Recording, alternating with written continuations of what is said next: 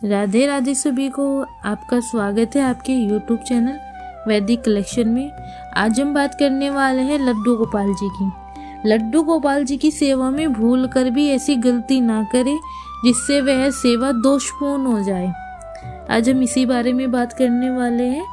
तो चलिए, लड्डू गोपाल केवल मूर्ति नहीं है, वो हमारे परिवार का हिस्सा है। हमारे परिवार में बाल रूप में वो मेहमान बनकर आते हैं जिनकी हमें सेवा करनी होती है। बहुत से लोगों का सवाल होता है, क्या लड्डू गोपाल की मूर्ति लाने के बाद हमें उसकी प्राण प्रतिष्ठा करानी चाहिए या ऐसे ही पूजा कर लेनी चाहिए।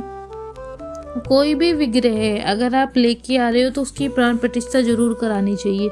लेकिन लड्डू गोपाल जी का विग्रह ऐसा विग्रह है कि अगर आप उनकी प्राण प्रतिष्ठा नहीं करा रहे हो तो अभी वो जब आप उनको भोग लगाते हो, उनकी सेवा करते हो, तो वो मूर्ति जागृत हो जाती है।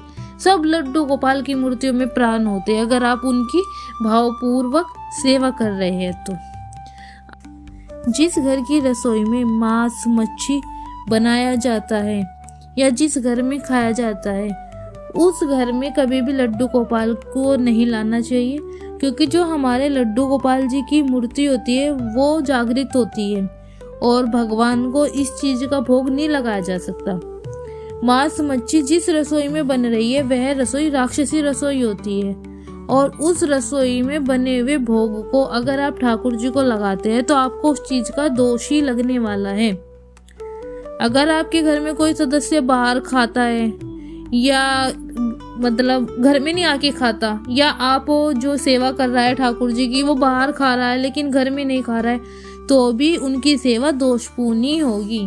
लड्डू गोपाल जी की सेवा में मांस मच्छी मदिरापान ये सब चीजें वर्जित है।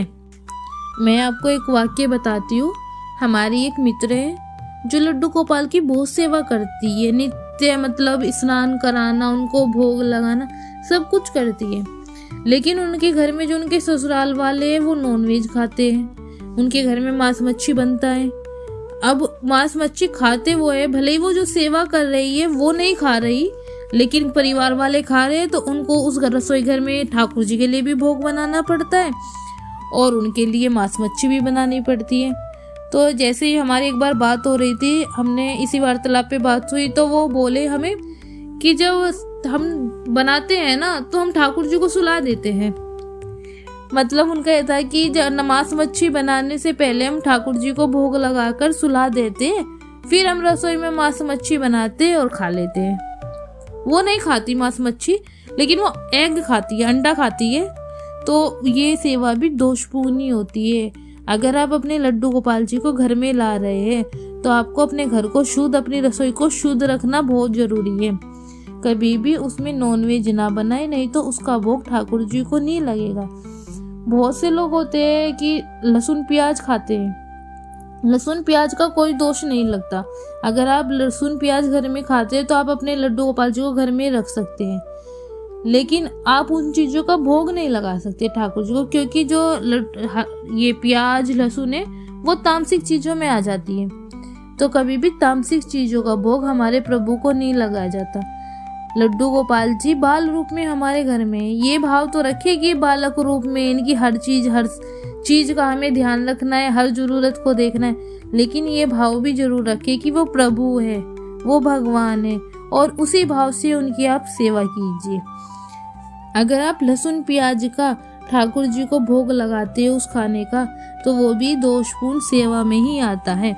इसलिए आप ठाकुर जी के लिए अलग से कोई भी भोग बना दीजिए और वही हमने ठाकुर जी को खिलाई। लहसुन प्याज का खाना आप खा सकते हैं, लेकिन लहसुन प्याज के खाने का भोग ठाकुर जी को ना लगाइए।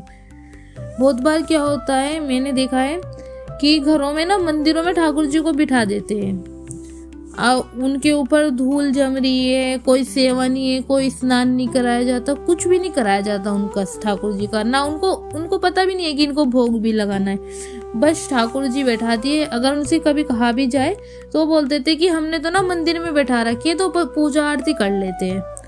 लेकिन अगर आपको पूजा आरती के लिए ठाकुर जी को बिठाना है तो कृष्णा जी की मूर्ति या चित्रपट को आप वहाँ पे स्थापित कीजिए। कभी भी लड्डू गोपाल को मत बिठाइए मंदिर में। अगर आप लड्डू गोपाल को मंदिर में बैठा रहे हो और भोग नहीं लगा रहे हो तो आपको उस चीज का दोष लगेगा। मंदिर में बैठाइए जरूर, लेकिन आपको उनकी नित्य सेवा करनी पड़े, क्योंकि वो बाल रूप में है, वो अपने लिए कुछ नहीं कर सकते। बाल रूप में आपको उनकी सेवा करनी ही होगी, जैसे आप अपने बच्चे की करते हैं। एक चीज का और ध्यान रखिए, कभी भी लड्डू गोपाल को फटे हुए वस्त्र ना पहनाएं। जिसे कोई ड्रेस उधड़ जाती है या फिर जो उनके वस्त्र होते हैं कहीं से फट रहे हैं, कलर खराब हो गया, मतलब खराब गंदे वस्त्र ठाकुर जी को बिल्कुल ना पहनाएं। लड्डू गोपाल जी को हमेशा साफ सुथरे और सही वस्त्र पहनाएं, क्योंकि हमारे जो ठाकुर जी है ना, लड्डू गोपाल जी, उनको श्रृंगार का बहुत शौक था। उनको नए नए वस्त्र पहनाए, अच्छा श्रृंगार करे तो वो बहुत सुंदर लगते थे।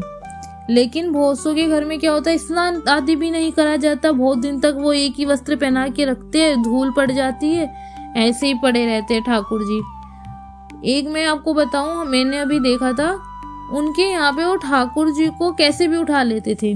मतलब वो बोलते जहाँ जाते अपने ठाकुर जी को साथ ले जाते, यहाँ जा रहे, कहीं भी बाहर होटल में खाना खा रहे तो उन्हीं हाथों से ठाकुर जी को उठा लेते। जब हम बाहर लेके जा रहे हैं अपने ठाकुर जी, या तो हम उनको ले जाने की व्यवस्था ऐसी करें कि वो भगवान है, अच्छे से व्यवस्थित करके उनको लेके जाए, या ऐसे स्थिति में ना लेके जाए ठाकुर जी को जहाँ आप उनका ध्यान ना रख सकते हो। अगर आप झूठे हाथों से या कहीं भी कैसे भी गंदे हाथों से ठाकुर जी को स्पर्श कर रहे हैं तो आपकी सेवा दोषपूर्ण होती है। अगर आपको कहीं बाहर जाना है, एक दिन के लिए बाहर जाना है, तो आप अपने लड्डू गोपाल जी को घर पर छोड़ के जाइए और उनके लिए भोग आदि रख के जाइए, क्योंकि और भगवान जी भी होते हैं। लेकिन अगर आपको 4-5 दिन के लिए जाना है तो आप अपने ठाकुर जी को साथ ले जाए, लेकिन साथ ले जाते हुए उनकी व्यवस्था का पूर्ण ध्यान रखिए। कभी भी ठाकुर जी को झूठे हाथ लगाए, कहीं भी ठाकुर जी को ना बैठा दे। बहुत से लोग करते हैं ऐसा, मैंने भी देखा है, आप लोगों ने भी देखा होगा कि ठाकुर जी को लेके चल दिए और उनकी टोकरी कहीं भी रख दे रहे हैं, जहाँ खाना खा रहे हैं वहाँ खाने की टेबल पे रख देते हैं टोकरी को, कहीं भी मतलब ठाकुर जी को देते हैं, उसमें ठाकुर जी इधर उधर गिर रहे हैं, डोल रहे हैं, गर्दन पकड़ के ठाकुर जी को सीधा कर देते हैं। मैंने अभी देखा, वो माता जी हाथ पकड़ के ऐसे लल्ला जी को कभी इधर सीधा करती है टोकरी में, कभी वैसे सीधा करती है, ऐसे हाथ पकड़ के गर्दन पकड़ के उठा रही थी। अरे वो छोटा सा लल्ला है, बड़ी सावधानी से उठाओ, बड़ी सावधानी से बैठाओ, ऐसे इधर उधर लुढ़क लुढ़क ना करो उनका। ठाकुर जी को अपने बच्चे की तरह ही रखना है, जैसे हमारा छोटा सा बच्चा होता है, हम उसके मौसम के हिसाब से कपड़े बनाते हैं। सर्दियों में विंटर के कपड़े पहनाते हैं, गर्मियों में हम गर्मी के छोटे छोटे कपड़े पहनाते हैं, जिससे ठाकुर जी को हवा लग सके। इत्र का भी विशेष ध्यान रखना होता है। ठाकुर जी को गर्मी के हिसाब से गर्मी वाला इत्र लगाना है, सर्दी के हिसाब से सर्दी वाला इत्र लगाना है। उनकी मालिश करें, उनके पास में सर्दी में छोटी सी अंगीठी जला के रख दे, जिससे उनको गर्मी मिलती रहे। गर्म कपड़े पहना कर रखें। ये छोटी छोटी सी चीजें होती है जो हम अपनी सेवा में अपनाएं तो हमारी सेवा ठाकुर जी रीझ जाते हैं हमारी सेवा से। लड्डू गोपाल जी को सुलाते हुए उसका भी ध्यान रखना है आपको। जब आप ठाकुर जी को सुलाते हो लड्डू गोपाल जी को, तो उनके जो दिन में वस्त्र पहने हुए होते हैं वो उन वस्त्रों में नहीं सुलाना चाहिए, क्योंकि ठाकुर जी चमक धमक के कपड़े पहनते, भारी भारी वस्त्र धारण कराते हैं। हम उनको रात को सुलाने से पहले उनके वस्त्र हल्के करने चाहिए, मुकुट माला वगैरह सब निकाल देनी चाहिए और वो आराम से सो सके। ऐसी व्यवस्था, ऐसा गद्दा रजाई मौसम के हिसाब से, जैसे गर्मी है तो फैन का अरेंजमेंट होना चाहिए, सर्दी है तो रजाई वगैरह होनी चाहिए। तो इस तरीके से सुलाए, जैसे हमारे छोटे से ठाकुर जी है ऐसे ही हमारे छोटे से बच्चे होता है, जैसे हम अपने बच्चे का ध्यान रखते हैं, बिल्कुल आपको वैसे ही अपने लड्डू गोपाल जी का ध्यान रखना है। आज हमने इस वीडियो में कुछ टॉपिक बताए हैं जिनसे अगर आप उस तरह से सेवा कर रहे हैं तो वो दोषपूर्ण हो जाती है सेवा। उन दोषों से बचने के लिए थोड़ी सावधानी से अपने ठाकुर जी की सेवा करें। ज्यादा नियम की जरूरत नहीं है, आप जितने नियम निभा सकते हैं उतने नियम निभाइए, बस शुद्धता का ध्यान रखिए। लड्डू गोपाल की सेवा में शुद्धता एक मतलब इम्पोर्टेंट टॉपिक है, आपको सिर्फ शुद्धता का ध्यान रखना है। इस वीडियो में हम किसी की भावनाओं को ठेस पहुंचाना नहीं चाहते, हमने केवल शास्त्रों के अनुसार जो लड्डू गोपाल की सेवा है उसी की व्याख्या की है। अगर आपको हमारी बातें थोड़ी भी पसंद आए तो हमारे चैनल को सब्सक्राइब कीजिएगा, लाइक कीजिएगा, शेयर कीजिएगा। राधे राधे।